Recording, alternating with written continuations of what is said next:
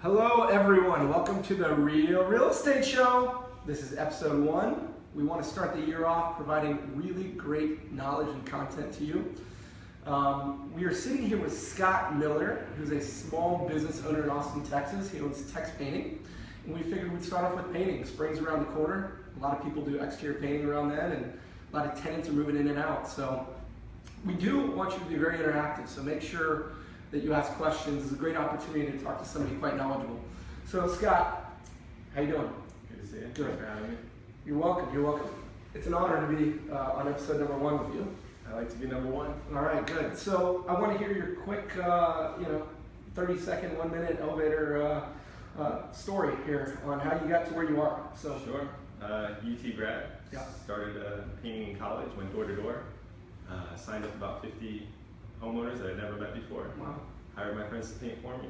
Learned a lot about business, learned how to manage, learned how to sell. And 10 years later, Tex Painting has grown here in Austin. Wow. Okay. And 10 years is a huge anniversary to hit.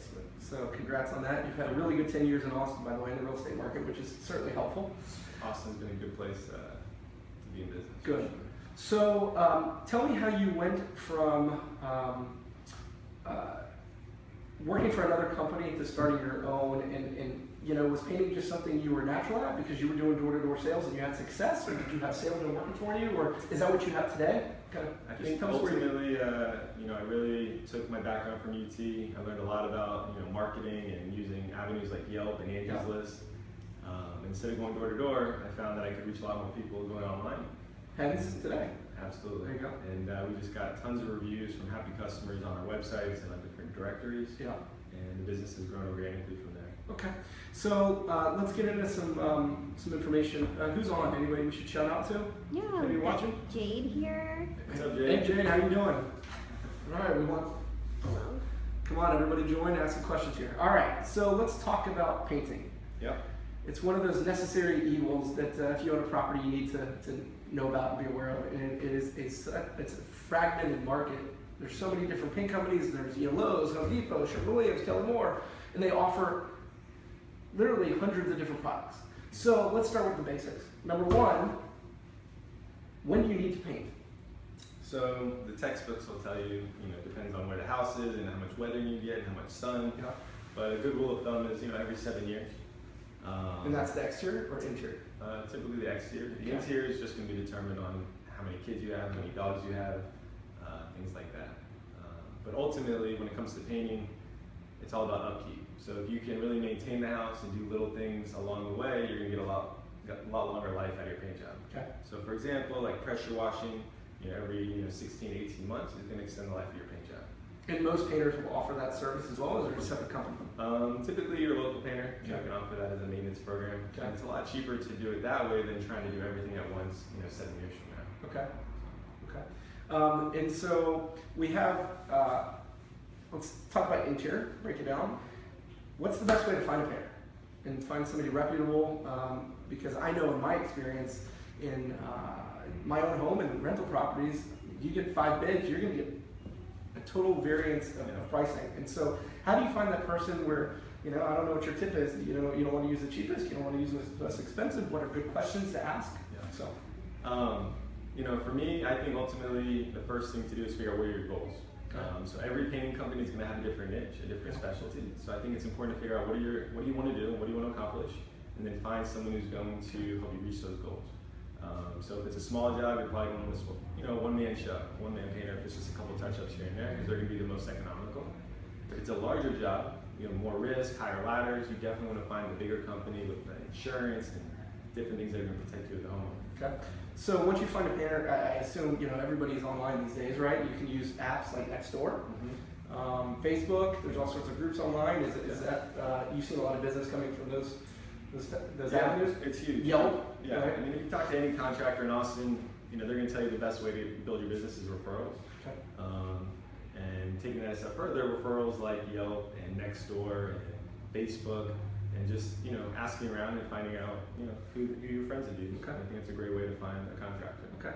So you find a contractor through a friend, through online, through Yelp, through reviews. Make sure it's somebody that's probably somebody who's used them is probably one of the best ways. Once you find them and you get them out to the house, what's the best way to get the lowest price and the most value? And what questions you want to ask to make sure that you don't end up in small claims court? Yeah. Right. So, I don't know how many contractors are going to want me to share this information because I'm going to help the homeowners. It's okay. We're here to provide them. It's just good tips. A small intimate group, right? A small group. How many people do we have online? A lot. I'm not watching. It's our first time, so that's okay. People are going to come and go. So, yeah, you'll be able to watch it online when we repost this. By the way, everybody, if you're at work and you want to check it out after, it'll be posted on our Brian Copland Realtor page.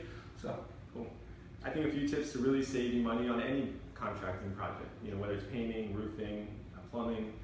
First, know exactly what you want. So if you come in there with a sheet of paper of exactly what rooms you want to paint, trim, walls, ceilings, and very detailed, it's going to really drive the cost down because now there's much less unknown for the painter who's fitting it. So knowing exactly what you want and having a detail. The next thing you're going to want to do is, if you can provide the materials, especially on a small job, have the materials on site, and that way the painter doesn't have to go drive around, wait for colors to be matched. It's all right there, so now they're just bidding labor. So that's a great way to save some money. I understand on the bigger jobs, you can't really haul 15, 20 gallons of paint. That's not an option.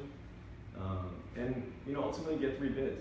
If you just get 1 bid, you're just hoping that's going to be the best price. So if you get 3 bids, you're going to feel a lot more comfortable. You're going to see where that person came in, if it's fair. And they probably all have completely different processes because it's not really a controlled business, right? Yeah. It's not regulated. That's right. So once you have 3 bids, it's okay to ask the contractor to go and compare apples to apples and help you figure out, what's missing. And a lot of times, if the painter realizes, hey, they're a little bit overpriced, and they want to be more competitive, if you ask, a lot of times they're gonna drop the price to be competitive. Is there a better season to get a better rate? Because in the winter you do a lot less exteriors, where maybe that's the time to really paint the exterior, and it's a little slower. No doubt about it. Okay. When it's cold outside, when it's rainy outside, that's a good time to start getting bids on exterior painting because painters aren't very busy when it's raining. So give your painters a call when it's raining and have they it's like buying cars. That's what they say at least. When it's raining. Yeah, nobody's outside shopping, right? Absolutely. Okay. So you want to make sure they're insured. You make sure you go through the process with them, and then let's talk about selecting paint, right? Yeah. So let's say you're painting a new color. Are there any good apps or programs that you can kind of take a picture of your house and test colors? How do you figure out the right color? I mean, how do you work your clients through it? Is it something that it is the painter's job to help assist? Where you're meeting with somebody for the first time, they are not design friendly individual here, and you go, probably not what you want to do. Yeah. So I think the best way that I've found to select colors is actually go to Walmart or Home Depot, get some poster board, take some samples, put it on the poster board, and then take that poster board into each room and see how the light is reflecting off it, because the same color will look different in every room. That's an easy way. Instead of putting up paint on your walls all over the house, you can just put on one poster board and go from room to room. Right. But as far as picking colors, there's some good apps out there, but your phone is not always going to be the most accurate in terms of color. Just samples and that's why go through. And what size? They have little quarts, right? Yeah, you should go get a cheap $5 quart. You don't have to spend and buy the top line for samples. Right. That should be pretty Okay, so you select your painter, you go through the process with them, what they're going to do. What should you see on day one when they're there? Let's say painting the inside. What do you need to do to help them get in and out as quickly as possible? Number one, and number two, what kind of prep work should you see them do on the inside? And then let's answer that question on the outside. And Catherine, by the way, do we have anybody online checking us out? Yeah. Okay. All right, and then let us know when we have any questions. I will, from Facebook here. So day one, if it's a larger job, there shouldn't be any paint on the job site. It's all prep. So you're protecting furniture, floors, appliances, things like that. Yeah. And then you're gonna start prepping, filling holes, fixing sheetrock. And is there an extra cost to fix sheetrock? Yeah, I mean, or is it just lumped in? Yeah, most sheetrock repairs are built into the cost. Obviously, if you have a lot of sheetrock, it's going to drive up the cost. But really, prep work, you want to see your painter and crew filling holes, fixing cracks, caulking, and really protecting, because the most damage you can have on a paint job is typically if you get paint on furniture, floors, appliances that you can't remove. And unfortunately, that probably happened because you painted probably thousands and thousands of homes. Sure. You don't want it to, but absolutely. accidents happen, right? Accidents do happen. The more jobs you do, it's going to happen. But it's a matter of how do you respond to those mistakes. Right. And obviously, we've had a good reputation of fixing those problems when they happen. Right. But we've learned a lot from our experience, and so we don't make the same mistake twice. Gotcha. So that's why it's important to really get somebody experienced who does a lot of business. I think so. Okay. So what about prepping exterior? Is there anything that a consumer, Yeah. a customer that hires a painter should be looking for on the first day, or if they're not doing that that you probably need to look elsewhere? Pressure washing. So if you start painting on day one without pressure washing, you're doing yourself a disservice. You're doing the home a disservice. So first day we're about the pressure washing, scraping loose paint, replacing any rotted wood, which is crucial, caulking, and getting the house ready to paint. Okay. And so on an average job, how many? I mean, say a 2,500 square foot house, in Austin, Texas, 3 or 4 bedroom, right? How much time should be spent pressure washing versus painting? Is it 50-50? I mean, painting and pressure washing and caulking, right? Yeah. Because I've always been told that prep is the most important thing when painting, period. I think on an average job, it's going to be about 35 to 40% of the job. Prep. It's just prep. Okay. And then getting rid of the house. Okay. Perfect. Okay. I have a question. Absolutely. When you're and by the way, this is Kay Myers on the back end here filming, so we work together, and she's chief producer. My question, when you're prepping the interior of a house and you get a bid, how long should you expect it to take for them to possibly start the job and then to finish it for an entire house? That's a great question. And I think contractors should be judged on that specific detail. We made a point that the majority of our bids, we provide the bid on the same day while we're there. And then we can usually start within 3 days of giving the bid.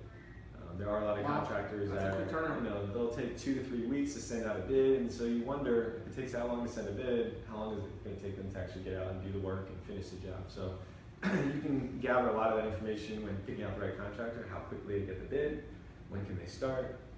But usually, 3 to 4 days to start, and you should get the bid within 24 hours. Okay. Is there, speaking of insurance, is there anything on the bid that you provide or other painters should provide? Is there anything you need to do to call your insurance company if you're a homeowner, or is it something that you're just automatically covering any mishaps? Sure. With any contractor, you can request to be an additional insured. Okay. So that's a simple call for the engineering crew or contractor to call their insurance, add you as an additional insured, and it doesn't cost any extra money typically. Okay, perfect. So that's, I'm sure, very important. Yeah. Okay, and then let's talk about types of paint, right? So how do you know where to get it? What type? I mean, do you just rely as a part of your bid? Sure. Or do you ask them what type they're wanting? I mean, does it depend on use? Yeah. I mean, there's a lot of great painting companies wherever you live. Yeah. Some of the big names that most of you have heard of, probably Kelly Moore, Sherwin-Williams, Benjamin Moore, Home Depot, Lowe's, those are some of the big ones. Okay. But ultimately, there's many different lines of paint. That's what most homeowners don't understand, is that you can have the top line, which is, it can be $30, $40, or $50 a gallon. And then there's contractors grade, which can be as low as like $8 or $9 a gallon. So depending on your goals, you could be selling your house, you could be moving into the house, you could be just doing maintenance. It really depends on what your goals are and what kind of paint you're going to buy. But the $8 bucket versus the $40 bucket, does it look the same? I mean, what's different about it? There's definitely, from a painting perspective, coverage is a big one. So, it might take you 3 gallons of that $8 bucket of paint to cover when the $40 takes 1 gallon. Okay. But usually we stay right there, middle to top. Sometimes the top of the line is a little overkill for our clients, but we're willing to use whatever paint that the customers want. Okay. And then the price adjusts a little bit. They want the top tier, right? And at the end of the day, paint is a relatively low cost relative to the entire paint job. You're really spending the money on labor. Okay. So I wouldn't get too caught up in, do I get the best or the second line, because it's all going to be pretty similar. Speaking of labor, Catherine, do we have any questions? Yeah, we just have a question. Does Scott prefer a Who's it from, by the way? From Jade. Jade? Does Thanks. Scott We appreciate the prefer a particular paint product over anything else for exterior and interior? What are your top 3 favorites, or do you have one favorite? Or? So for us, what I love to use on exteriors, I'm not necessarily the brand, but the type of paint. We like to use a low sheen. So there's 3 different typically types of sheens. You got flat, you got low sheen, which is like a satin, and you got your semi-gloss. So on the exterior, we So like one to use- shiny, less shiny, and Exactly, flat. It yeah. just looks on the wall. So typically on doors, front doors, we want them to pop, and so we're gonna use a semi-gloss. Okay. On the house, we typically use a low sheen, and one of the benefits of a low sheen is that it's got a bit of a shine, so mildew has a tough time grabbing onto it, so it maintains a little bit better than a flat. Okay.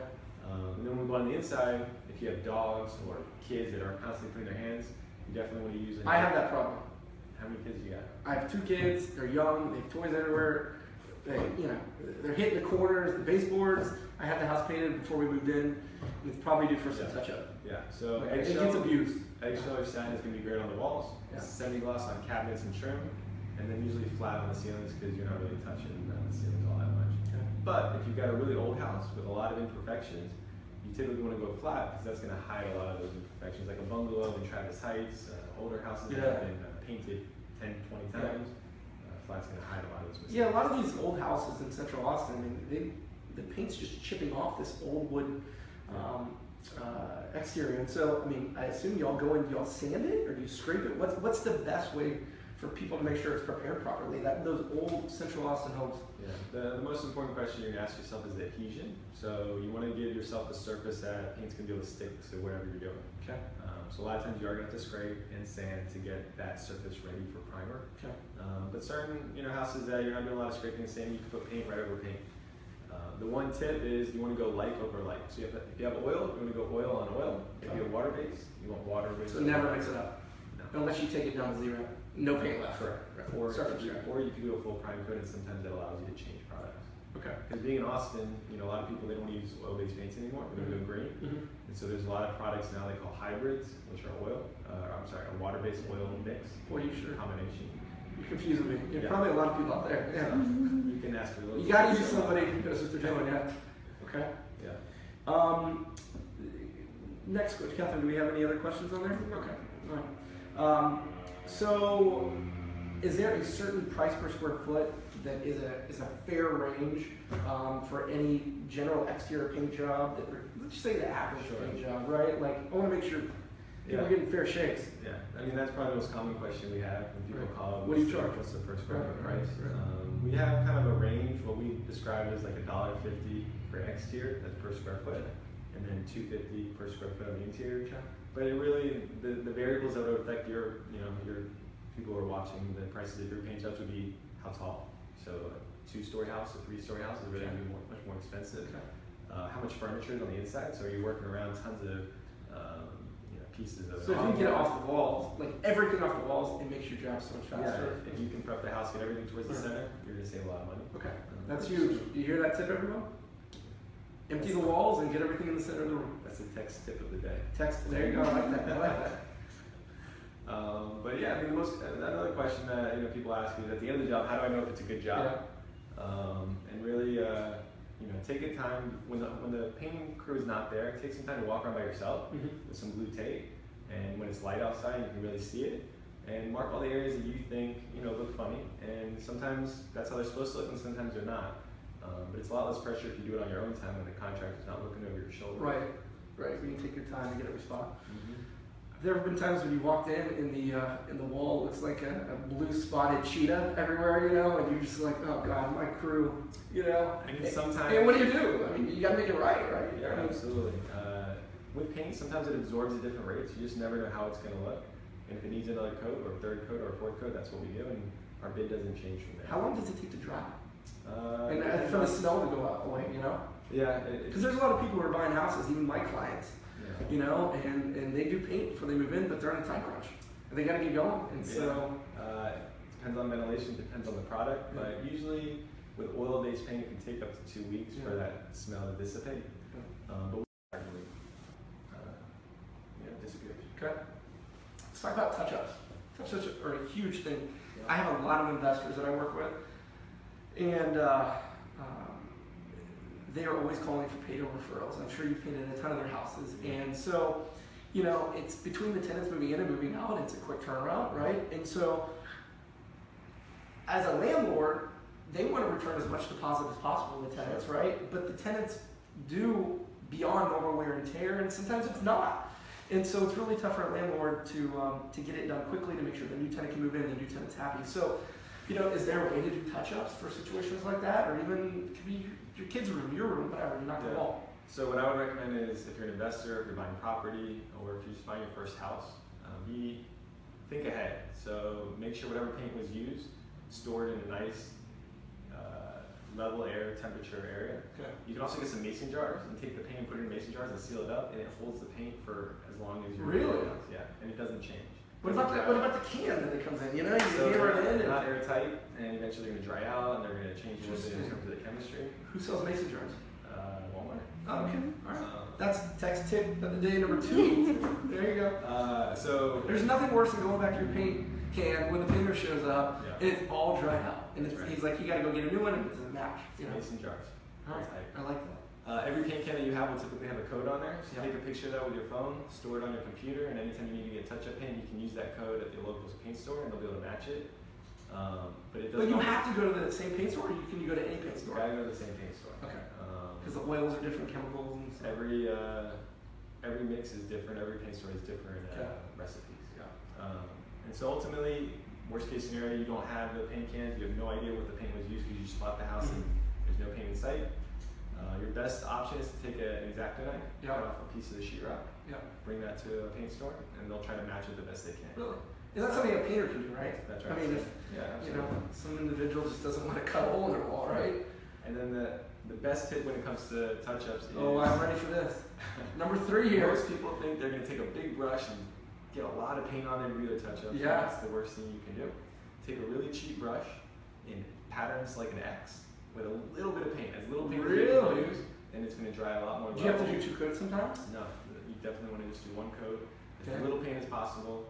And I would recommend doing a sample of your house instead of doing the whole house. Okay. Because I've seen people go crazy with their touch-ups, and I'm going in there and having to repaint the whole house because it wasn't the right match. Oh boy. Yeah.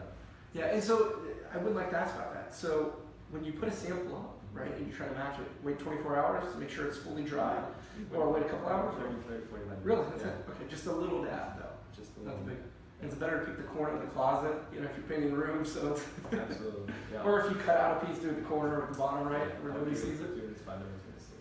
Okay, perfect. There are a couple other topics I want to talk about unless we have any questions. Good questions? Okay. Catherine, do you have any questions? No. If you do, chime in. I'm please. loving all these tips. Okay, good. You have time to stay a little bit longer? Sure, This yeah. is good stuff. I think people are going to find real value out of this because, you know, painting's just, it's important. It makes you feel better, right? When you walk into a place that looks clean.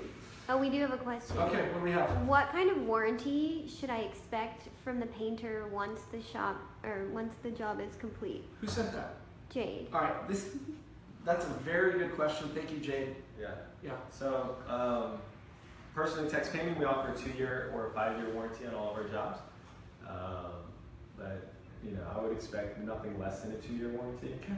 And, All right. it definitely shows, and you want the warranty. What does the warranty cover? That's right? the question. And Yeah. you want the warranty on the actual contract that you're signing. If someone just says, yeah, I have a warranty, it's not written, there's no warranty. No chance. No. Right. But ultimately, a warranty for a paint job would cover things like blistering, peeling, the paint just coming off where it's not supposed to, things like that. Typically, a warranty does not cover fading, especially in Texas with the heat. It's almost impossible to warranty against fading. But really, if the paint's not adhering, that's when your warranty's going to kick in. We come out there free of charge, labor materials included, and it's fixed. That's great. Yeah. Is there a price difference between 2 and 5? I mean, how do you determine what you get? Yeah, so with our 5-year premium plan, we offer a little bit more pressure washing on brick and stone, things that aren't getting painted, like your driveways and your sidewalks. And then we'll also... You clean windows when you're up there? We don't, but we can typically refer out to things like that. Maybe that should be your next episode too. Possibly. How to maintain your windows. Text windows might be a good service. Yeah. Okay. Yeah, and then we can upgrade the paint and do some things differently to enhance the warranty. And you clearly spell that out. Yeah, exactly. Tier 1 versus Tier 2, whatever. Okay. I have a question. Sure. Painting cabinets. So a lot of people are doing remodels out there, right? And some of these cabinets are in great shape. They just look like they've been beat up. They're terrible colors. They have marks all over them. Is it possible to get cabinets, to look like new if they're in good shape? And what does that require? And is that a much more complicated service? So with cabinets, it's technical because you use a sprayer, Okay. because you don't want a lot of brush marks typically. Okay. But you do have to clean them, feather sand them, get the gloss off, and then it comes back to adhesion. And then you typically have to prime the areas where it's peeled, and then spray on an oil-based finish. Yeah. So that's probably one of the most complicated types of services that we do. But I think it enhances the house probably more than And you probably save a lot of money if you're the homeowner because you don't have to replace the cabinets, rip everything out, right? I think new cabinets would probably be about 5 to 6 times the cost of the paint job. Wow. Yeah. Tip number 4. If you have any rentals, you don't have to rip out your cabinets. Tax tip number 4. I like it. Okay. And then the other thing that a lot of people do is they paint brick. I mean, do y'all do that? Do you recommend it? You know, the Texas heat, you know, I don't know how it lasts. Yeah, it used to kind of be faux pas, you know, don't touch the brick, but now a lot of designers have got involved and there's a lot of cool things you can do with brick. Okay. But the most important thing that you can do is seal it before you paint it. So if it's never been painted, you can't just paint it right on top. You have to actually seal it with a masonry primer, which a lot of contractors skip that step. Ooh. And the homeowners never know until 6 months later it's all peeling off the brick. Oh, yeah. So masonry primer and then a top coat, and you can really make your house. You don't power wash it before you do it? We clean it. You clean it? Yeah, Okay. absolutely. That's amazing. Yeah. When I paint interior doors, or anybody who's painting interior doors, is it something you have to remove things from the house? Do you have to take the doors off? You just do them unhinged? Like, what kind of ripping apart of the house do you do? Do you take light fixtures out? Do you paint around it? Like, No, we have a process where we can leave the doors intact. Okay. And we try to, you know, alleviate any more disruption than we already are causing. Okay. And so we just mask off all the hinges, make sure we don't get paint where it's not supposed to be. Mhm. And then we can paint them right then and there. Okay. Can people be in the house while you're painting? I mean, that's like, or do they need to go get a VRBO somewhere, you know, downtown or in West Austin or East Austin and get out for a week? I mean, what is your experience? I would recommend families get a little staycation if they can I while like painting. that, yeah. Or vacation, right? Absolutely. Yeah, And yeah. usually we can position the job so that way they're only out for maybe 2 or 3 days when it's the most impactful in terms of smell and Yeah. disruption. And then they can come back once, you know, we usually do So the spring master. break, when college kids are in spring break, it's probably chaos. I Absolutely. mean, for your Absolutely. customers. Yeah, it's tough. Yeah, I mean, we recommend, we try to do the kitchens, the bathrooms, and the master Yeah. bedrooms first, and that way we can kind of get that out of the way. But, you know, some people like to live in the house and don't want to leave it, and that's fine too. How do you all get in the house when your family's out of town? They give you a key? I mean, it's a good idea for people to give their painter a key? Yeah, When you're at work, I mean, if you have no choice. we've been around a long time, and most people trust us with their keys and their alarm codes and things like that. Yeah. So And pets? We usually have the pets boarded while we're working. Or locked into a room or something like that for the day? Yeah, I don't like to be painting when the pets are in the house because the smell out, you know. Yeah, yeah. Especially with oil. Yeah. But yeah, I mean, we just come and go, and then the homeowners can come and check out our work throughout the job and see how we're doing and educate them on the process. Yeah. Any other questions? I have a question. Yes, bring it. I know we all have young children. So what if you were painting a kid's room? I mean, really, how many days do you need to wait before you move Sure. the kid back in the room? Yeah. And what is low VOC, by the way? Exactly. So I was just going to talk about. Everybody's heard that term. Nobody really knows what it means. Yeah. So it stands for, I believe, volatile organic compound. And it basically just measured how much chemicals are in the paint. And when we do newborns, Is it like an organic paint? It's I mean, not does that organic. exist? I don't believe so. Okay. But It's you not can get 0 VOC. Okay. But ultimately, when we do babies' rooms, nurseries, kids' rooms, we do use a 0 VOC paint. Yeah. It's not that much more expensive, and I think that's a great option. But usually, if you were using a regular paint, 2 to 3 days, you can come back to the room and it's just fine. Just like, Yeah, it's a good question. this is great stuff. I mean, if you're looking to paint a house, you need to watch this whole video. I think we've gone through the process from finding a painter to completion. And so, last thing that I think will wrap it up, unless anybody has any questions on Facebook, or Catherine, or Jade, she's chiming in a bunch. I like it. Payment. How much do you pay? When do you pay? Like, how do you pay? What's the safest way to get that done? Yeah. So somebody doesn't run off with your money? Yeah. The most typical you'll see is 10 to 20% deposit. I Okay. believe anything more than that should be a red flag. You know, I've seen 50%. I've seen give us all your money before we even start. Ooh, And I've seen a lot of bad stories come of that. yeah. So we usually People probably call you when it's too late. Yeah, typically. Yeah. But as a company, Tex Painting, we take 20% deposit and we don't ask for anything more until we're done with the job. 100%. Okay. Yeah. For larger jobs that'll go on for more than a week or 2, we can take a draw, and that's okay. I mean, I believe that's fair. But anything more than 20% down, you're really losing a little bit of that control. Yeah. And I think as a homeowner, you do need that control because it holds people accountable every step of the way. Okay. For those of y'all who haven't been watching the whole time, Chairman in the middle, this is the Real Estate Show in Austin, Texas. I'm Brian Copland. This is Scott Miller with Tex Painting, and we will post this. You really need to watch it. We will be having future episodes. This is episode number 1 of 2017, and we look forward to seeing you soon.